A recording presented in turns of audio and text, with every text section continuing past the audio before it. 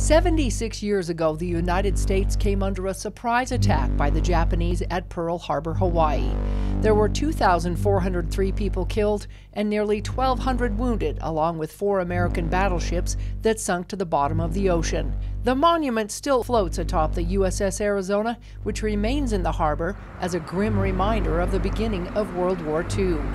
We lost so many men and women that we need to honor them, and then especially find the survivors, because, you know, it's like the Vietnam. We're forgotten. When they came back, nobody did anything for them. Well, I'm not going to let that happen. Floating on top of the water are said to be the harbor oil tears, shed for those who lost their lives from those who remain entombed inside the ship. It's believed once all the survivors have passed away, those tears will stop.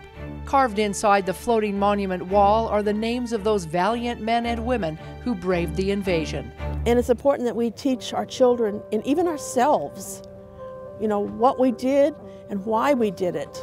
For the past 9 years, the American Legion Post 90 in St. George has honored those who have paid the ultimate price and changed the course of history.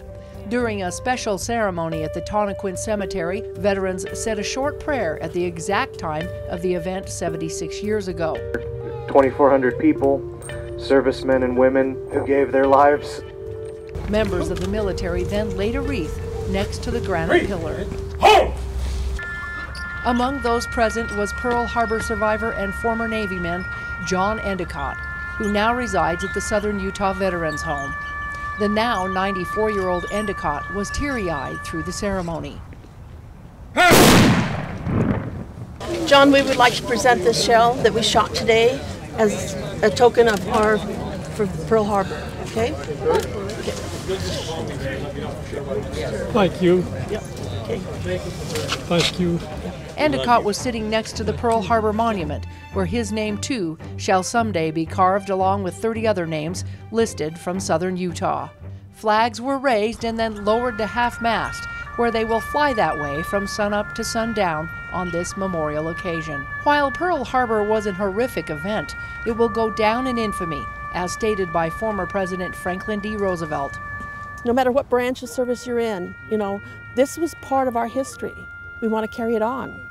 Commander Bigby, whose husband also served in the military, said since that time we have learned a lot. Most wars are political. We keep losing men that we really don't need to, but our commander-in-chief, no matter who is in power, he commands us to go, and as a soldier, you honor that command. Bigby says it's important to hold these ceremonies to recognize those who gave all. Their service and sacrifice in the 44 months that followed demonstrated the fate of our current freedom. In St. George, Melissa Anderson, CEC News.